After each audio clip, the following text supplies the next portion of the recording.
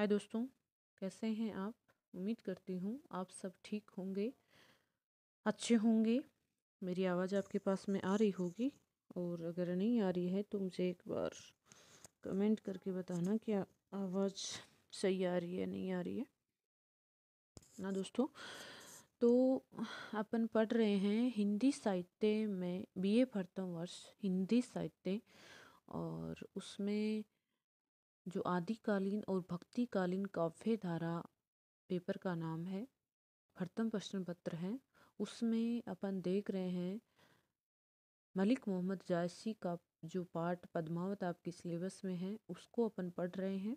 उसमें आपके सिंघलती वर्णन खंड जो है उसके 5 पद हैं, बड़े बड़े हैं। मैंने दो भागों में उसके अर्थ बता दिया है। उसी क्रम में उसी पाठ में ये देखिए सिंगल वर्णन खंड है, और उसी क्रम में ये नागमती वियोग खंड है। तो आज अपन नागमती वियोग खंड जो है वो पढ़ेंगे। और नागमती वियोग खंड इसमें क्या है वो अपन इन पदों में व्याख्या के साथ में देखेंगे। इससे पहले आप वीडियो को लाइक करते, शेयर करते, सब्सक्राइबर बढ़ाएं। अभी कितने दिन हो गए हैं इस चैनल को, अभी तक ये ग्रोथ नहीं कर पा रहा है। ये आपका अपना चैनल है और आपको पूरा सिलेबस इसी के चैनल के माध्यम से मिल जाएगा। और ये न्यू सिलेबस है, न्यू पाठ्यक्रम में आपका नागमती वियोग खंड जो है वो जुड़ा है। पहले वाला सिंगती वर्णन खंड था, अब जो नया जुड़ा है सिलेबस उसमें नागमती वियोग खंड है वो और आपके सिलेबस में जोड़ दिया गया है। तो चलिए आज अपन जो पढ़ रहे हैं वो पद देख रहे हैं। नागमती वियोग खंड है। नागमती चित दर पत हेरा, पीहू जो गए पुनी किने ने फेरा। नागर का नारी बस भरा, तेही मोर पीहू मोशो हरा। सुआ काल हुई लेगा पीहू, पीहू नहीं जात, जात बरु जीव। भये हु नारायण बाबन करा, राजा करत राजा बलि चरा। आगे जो है वो पद है। करण पास लीने हु के छंदु, विप्र रूप धरी झिलमिल इंदु। मानत भोग गोपी चंद भोगी, लेई अप्सवा जलधर जोगी। लेई गा कृष्ण ही गरुड़ अलोपी, कठिन बिचो है जिहि किम गोपी। सारस जोरी कौन हरी मारी व्याधा लीने, झूरी झूरी पिंजर हो भई विरह काल मोहि दीनी। ये पहला पद है पूरा। हाँ जी, देखिए इस पद की व्याख्या देखने से पहले मैं आपको बता दूं इस पद में क्या है। मलिक मोहम्मद जायसी की जो पद्मावत है इसमें एक तो रानी पद्मावती है, एक है रतन सेन, एक है नागमती। तो इस खंड में नागमती के विरह वर्णन का, नागमती का जो विरह है उसका वर्णन किया गया है। रतन सेन जो पद्मावती को लाने के लिए जाते हैं पीछे से, जो नागमती उनके विरह में तड़प रही है उसका वर्णन है। नागमती को ये हो जाता है कि मेरे पति रतन सेन बहुत दिन हो गए हैं उनको गए हुए, अभी वो लौट कर नहीं आए हैं।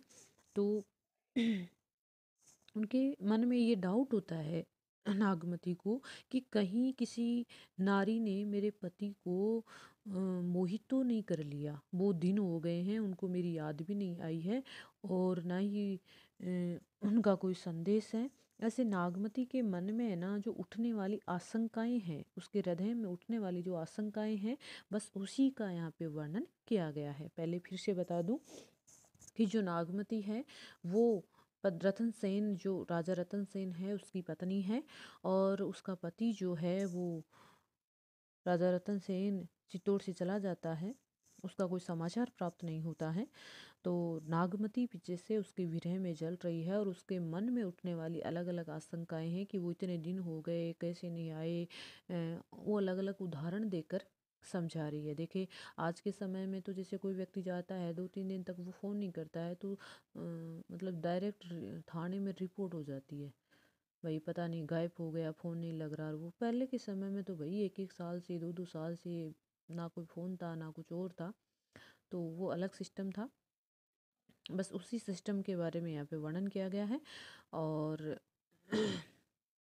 देखिए, नागमती का जो वियोग खंड है बहुत ही लाजवाब है, बहुत ही अच्छा है। ध्यान से पढ़ना, सारा अपने आँख कान नाक यहीं रखे। ऐसे नहीं कि मन तो लड्डू खाने में बाटी खाने में जा रहा है और यहाँ पे फ़ोन चला के बैठ गए। हाँ तो नागमती चित्त धर पत हेरा, पीहू जो गए पुनि कीने ने फेरा। नागमती, नागमती नायिका का नाम है। पीयू का मतलब प्रियतम, पुनि गए मतलब बाहर से, कीने ने फेरा वापस आए नहीं है। नागर का नारी बस परा, तेई मोर पीहू मोसू हरा। जो कठिन शब्द आएंगे मैं आपको उनके अर्थ बता दूंगी। देखिए, प्रसंग देखते हैं सबसे पहले इसमें। तो प्रस्तुत अवतरण मलिक मोहम्मद जायसी द्वारा रचित पद्मावत के नागमती वियोग खंड से अवतरित है। ध्यान रहे दोस्तों, दो खंड है आपके, एक तो सिंघल द्वीप वर्णन खंड है और एक नागमती वियोग खंड है। सिंघल द्वीप वर्णन खंड और नागमती वियोग खंड जो भी आपकी व्याख्या आएगी उसमें ऐड करना जरूरी है। तो ये प्रमुख रूप से देखा जाएगा। तो क्या लिखना है इसमें प्रसंग में, प्रस्तुत अवतरण मलिक मोहम्मद जायसी द्वारा रचित पद्मावत के नागमती वियोग खंड से अवतरित है। और नागमती वियोग खंड को आप सिंगल इन्वर्टेड कोमा में बंद करेंगे ताकि वो अच्छे से, और ये जो पद्मावत रचना का नाम है उसको भी आप इन्वर्टेड कोमा में बंद करोगे। अब इसमें एक दो लाइनों में आपको ये बताना होता है प्रसंग में कि इस पद में किसके बारे में क्या वर्णन किया गया है। ध्यान रहे, व्याख्या नहीं बतानी इसमें, व्याख्या तो अगर अर्थ तो अगले जो व्याख्या आती है उसमें बताना होता है। इसमें आपको ये हिंट देना होता है कि इसमें इन पदों में आपको किसके बारे में और क्या बताया गया है, बस दो लाइनों में। तो दे एक तो ये लिख दिया, इसमें आपको क्या बताया गया है। इस अवतरण में नागमती की विरह वेदना का वर्णन किया गया है। थोड़ा सा और हिंट देना चाहें कि अपने प्रियतम के राजा रतन सेन के चित्तौड़ से जाने के बाद उनका किसी प्रकार का समाचार प्राप्त नहीं हुआ। उसी वजह से नागमती के मन में आशंका जाग उठी कि हो सकता है किसी नारी ने मेरे पति को मोहित कर लिया है। और इसी आशंकाओं का वर्णन इस पद में किया गया है और नागमती कह रही है। ये है आपका प्रसंग। तो देखिए इसका अर्थ देखते हैं अपन। नागमती चित दरपत हेरा पीवे जो गए पिनह। नागमती पति वियोग में, नागमती चित्त, चित्त का मतलब हृदय, हृदय में पंत हेरा। नागमती अपने पति के वियोग में रात दिन चित्तौड़ से आने वाले पथ की ओर टकटकी लगाए बैठी रहती है। चित्त धर पत हेरा, चित्तधर मतलब चित्तौड़ से, पथ का मतलब रास्ते को, हेरा देखती रहती है। नागमती जो है वो पति के विरह में रात दिन चित्तौड़ से आने वाले पथ की ओर टकटकी लगाई देखती रहती है। पीवी जो गए फिर किन्हीं ने फेरा, क्योंकि उसका पति, पति पीयू जो गए, पति पीयू का मतलब प्रियतम जो गए, फिर किन्हीं ने फेरा, किन्हीं मतलब दोबारा लौट कर नहीं आई, क्योंकि उसका पति जाने के बाद अभी तक लौट कर नहीं आया है। ध्यान रहे देखना, नागमती यहाँ कह रही है कि नागमती अपने प्रियतम के विरह में या पति के वियोग में रात दिन चित्तौड़ से आने वाले रास्ते की ओर निहारती रहती है, देखती रहती है, क्योंकि उसके प्रियतम पीयू जो गए पुनि किन्हीं ने फेरा, क्योंकि उसके प्रियतम एक जाने के बाद में एक बार भी लौट कर नहीं आए हैं। ये है इसका अर्थ। दूसरा है, आगे है, नागर का नारी बसी बस परा, तेही मोर पीऊ मोसो हरा। देखिए यहाँ पर नागमती अपने मन में विचार कर रही है। नागर चतु प्रियतम को नारी बस फरा, नारी का मतलब स्त्री, बस परा तेही मोर पीहू मोशो हरा। देखिए कह रही है कि नागमती अपने मन में विचार करती है नागरी नारी काहू बस परा कि मेरा पति किसी नारी के प्रेम में फंस के उसके वश में हो गया है। नारी बस परा, नारी के वश में हो गया कि मेरा पति किसी नायिका के प्रेम में फंसकर उसका अधीन हो गया है, उसके वश में हो गया है। तेई मोर पीहू मोसो हरा, तेई उसी नारी ने मऊ मोर मेरे पीऊ प्रियतम मोसो मेरे से हरा हर लिया है, छीन लिया है। उसी नारी ने मेरे प्रियतम को मुझसे छीन लिया है। ये मन में नागमती आशंका कर रही है। क्या क्या कर रही है कि वह अपने मन में विचार करती है कि मेरा पति किसी नारी के प्रेम में फंस उसके वश में हो गया है और उसी नारी ने मेरे पति को मुझसे छीन लिया है। आगे है, सुआ काल होई लेगा पीऊ, पीऊ नहीं जात जात बरु जीव। देखिए वो क्या कह रही है, तीसरी लाइन है, सुआ, सुआ कौन था, हीरामन तोता, काल बन के आया, होई लेगा पीऊ, पीऊ को लेके चला गया, प्रियतम को लेके चला गया। पीऊ नहीं जात, मेरे प्रियतम नहीं जाते, जात बरु जीव, जीव का मतलब प्राण निकल जाते। नागमती यहाँ कह रही है तो वह हीरामन तोता मेरे लिए काल बनकर आया था और वही मेरे प्रियतम पति को लेके चला गया। मेरा पति मुझसे दूर नहीं जाता, भले मेरे प्राण निकल जाते। था नागमती कह रही है कि जो हीरामन तोता यहाँ पे आया था उसने पद्मावती की जो कहानी सुनाई थी वो, देखिए मैं थोड़ी सी प्रसंग आपको बता देती हूँ ताकि आपको अच्छे से समझने में आसानी रहेगी। जो पद्मावती नारी है ना, उसकी वो बहुत ज़्यादा सुंदर थी। सिंगल द्वीप जो श्रीलंका वर्तमान में है वहाँ के राजा की बेटी थी, राजकुमारी थी। तो उस रानी की सुंदरता को उसका बखान राजा रतन सेन जो चित्तौड़ के राजा थे उसके सामने आकर हीरामन तोता कर देता है।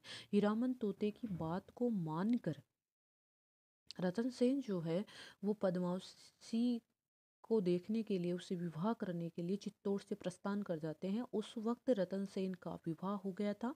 उसके एक नागमती नाम की नायिका, वो क्या बोलते हैं, रानी थी। और उसी रानी का जो वीर्य वेदना है उसका वर्णन किया गया और वो बातें बता रही है कि कैसे मेरे पति गए, क्यों गए, कैसे उनका जाना हुआ। और वो कह रही है कि मेरे पति नहीं जाते, चाहे मेरे प्राण निकल जाते, उनकी मुझे बहुत याद आ रही है। तो उस घटना का यहाँ पे वर्णन किया गया है। अब देखिए ताज्जुब की बात बताऊँ आपको, पुराने समय में यार ये जो पक्षी वगैरह हैं ये भी अद्भुत होते थे।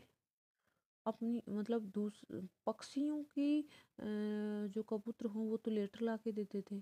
और हीरामन जैसे तोते हैं वो नायिका की, राजकुमारी की सुंदरता का वर्णन कर रहे हैं। अद्भुत है कि नहीं है? हमें तो आजकल तो, अब आप समझ रहे हैं कि मैं क्या कहना चाहती हूँ।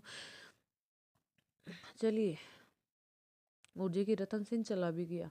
और हकीकत है, हीरामन तोते की बात सुन के रतन सेन पद्मावती को लाने के लिए गया था। ये सही है, इसमें कहा गया है।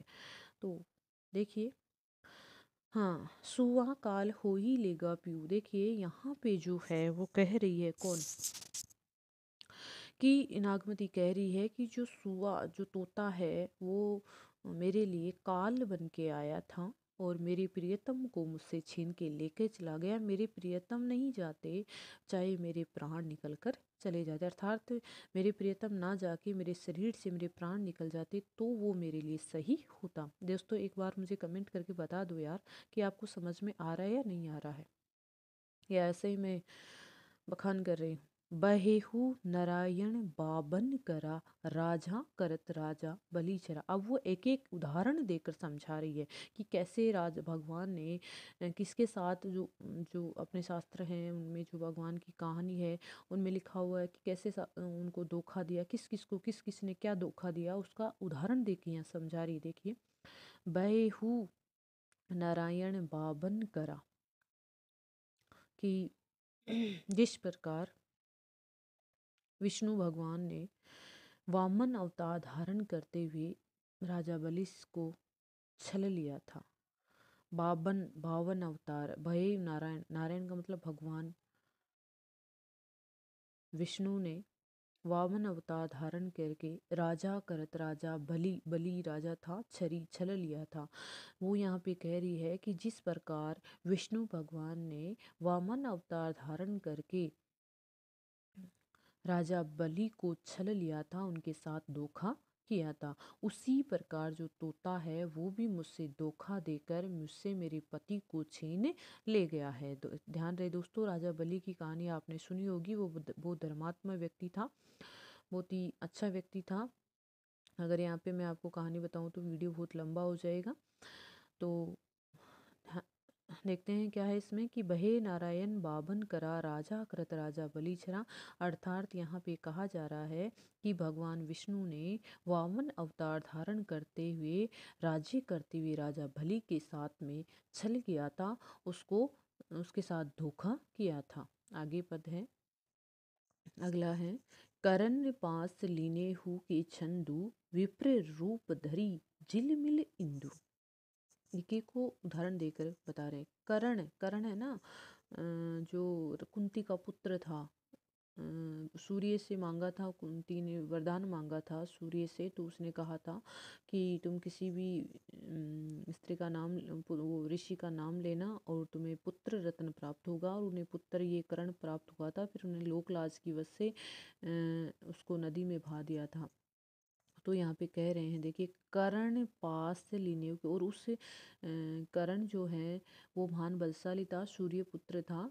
तो उसने है ना, सूर्य ने उसकी रक्षा के लिए उसको रक्षा कवच दिए थे, और उसके होते हुए कोई भी उसका कुछ नहीं बिगाड़ सकता था। तो उस कर्ण से भी छल किया था। किसने किया था वो देखिए, करण पास लीनेऊ के छंदु विप्र रूप धरी झिलमिल इंदु। इंदु मतलब इंद्र ने विप्र ब्राह्मण का रूप धरी धारण करके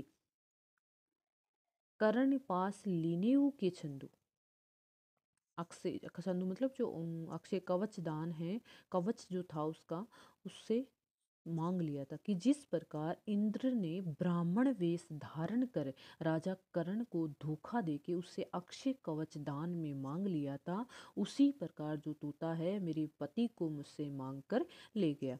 कर्ण पास लीने हु के छंदु विप्र रूप धरी झिलमिलिंदु। वो कह रहे हैं कि जिस प्रकार इंद्र ने ब्राह्मण का रूप धारण करके या ब्राह्मण का भेष धारण करके राजा कर्ण को धोखा देकर उससे अक्षय कवच दान में मांग लिया था, उसी प्रकार तोता जो है वो मेरे पति को मांग कर ले गया है।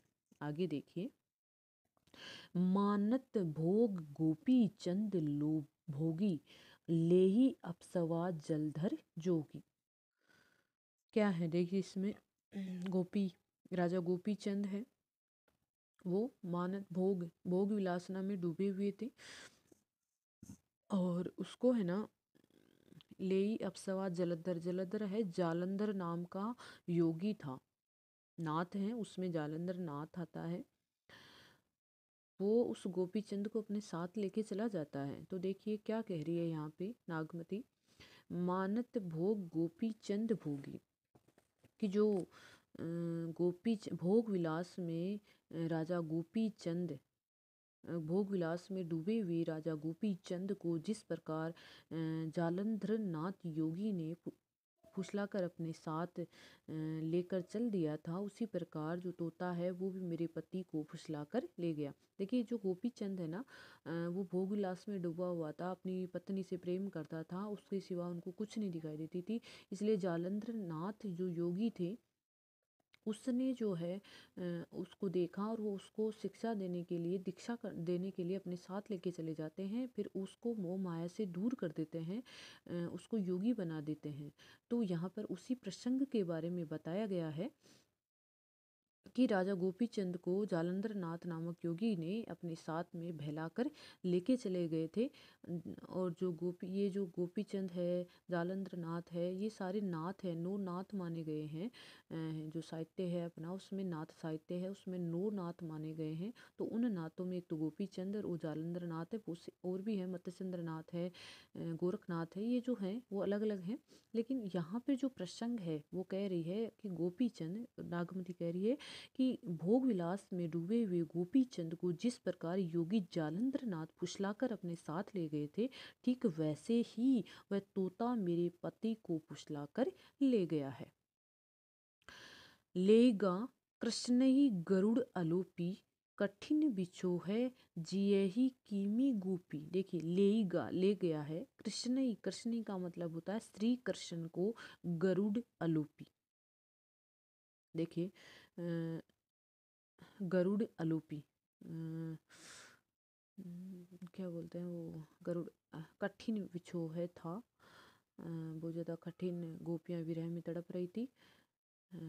लेगा कृष्ण ही गरुड़ लोपी, गरुड़ यहाँ पे अक्रूर जी के लिए है। अक्रूर जी, जो अक्रूर जी लेके गए थे श्री कृष्ण को ब्रज प्रदेश से मथुरा लेके गए थे, तो यहाँ पे नागमती कह रही है कि अक्रूर जी श्री कृष्ण को लेकर गायब हो गए थे। आलोपी का मतलब गायब हो जाना, कि श्री कृष्ण को लेकर अक्रूर जी जो है वो गायब हो गए थे।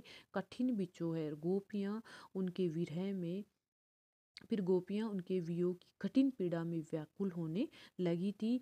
और जयी किम गोपी, अब वो गोपियाँ जो हैं वो अपने प्राण कैसे बचाएं, जिस अर्थात यहाँ पर जिस प्रकार अक्रूर जी श्री कृष्ण को लेकर गायब हो गए थे, पीछे से गोपियाँ उनके विरह में तड़प रही थी और गोपियाँ श्री कृष्ण के अभाव में अपने प्राणों की रक्षा नहीं कर पा रही थी, ठीक वैसे ही सारस जोरी कौन हरी। उसी प्रकार देखिए, उसी प्रकार तोता मेरे पति को लेकर चला गया है और मैं भी भयंकर विरह से तड़पने लगी हूँ, अब मेरे प्राण कैसे बचे। सारस जोड़ी, मेरे इस सारस की जोड़ी को कौन हरी मारी वियादा लीने, वियादा मतलब वियोग अलग कर दिया है, कि हमारी मेरे पति और मेरी सारस की सी जोड़ी थी, उसको पता नहीं किसने अलग कर दिया है। वियादा जो बहेलिया होता है, कवि या नागमती कह रही है, क्या किसी बहेलिए ने मेरे जोड़ीदार पति को मार डाला है। जूरी जूरी, जूरी जूरी का मतलब सूख सूख कर पिंजर हो गई, पिंजरे में विरह काल मोही दीने। वो कह रही है कि मेरे इस सारस की जोड़ी ने किसने अलग कर दिया है, सारस की सी जोड़ी को पता नहीं किसने अलग कर दिया है, और हो सकता है किसी बहेलिए ने मेरे जोड़ीदार पति को मार डाला है। मैं मेरे पति के वियोग में झुरझुर पिंजर हुए, मतलब सूख सूख कर अस्थि कंकाल के रूप में रह गई हूँ।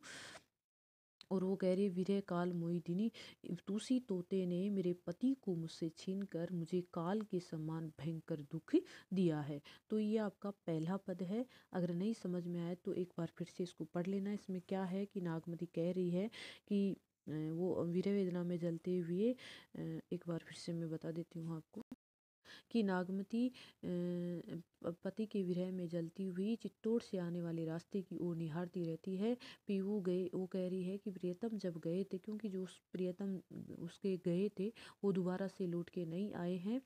वो कह रही है कि हो सकता है किसी नारी के वश में होकर मेरे पति ने, किसी चतुर नारी ने मेरे पति को मोहित कर लिया है, वो उसके जाल में फंस गए हैं और उनको मेरी याद नहीं आई है, और उसी नारी ने मेरे पति को मुझसे छीन लिया है। और वो जो हीरामन तोता है वो ही मेरे लिए काल बन के आया था।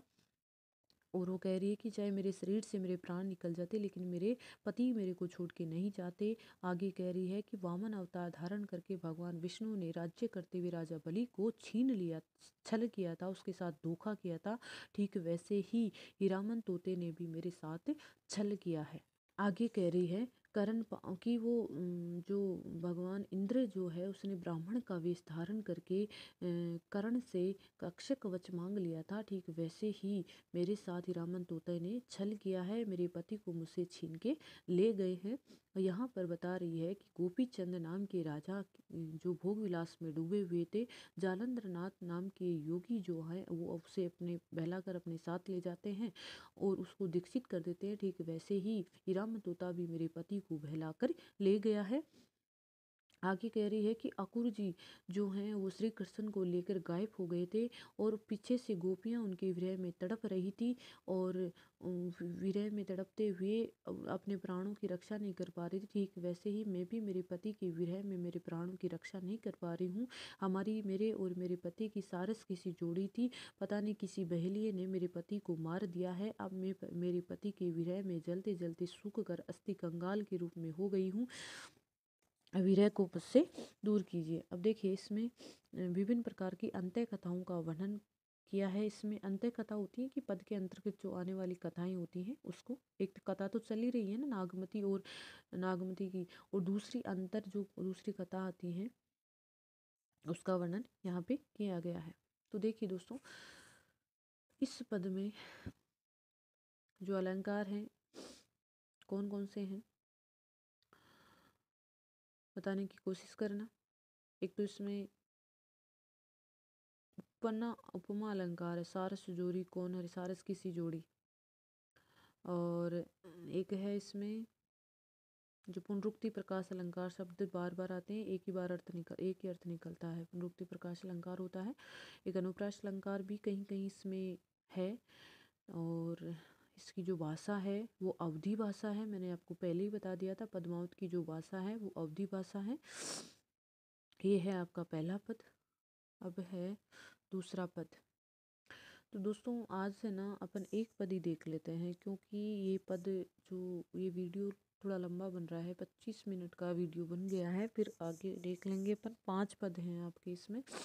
तो आज के लिए अपन इतना ही रखते हैं। धन्यवाद। ज़्यादा से ज़्यादा लाइक कीजिए, शेयर कीजिए, सब्सक्राइब कीजिए। आपका अपना चैनल है। धन्यवाद।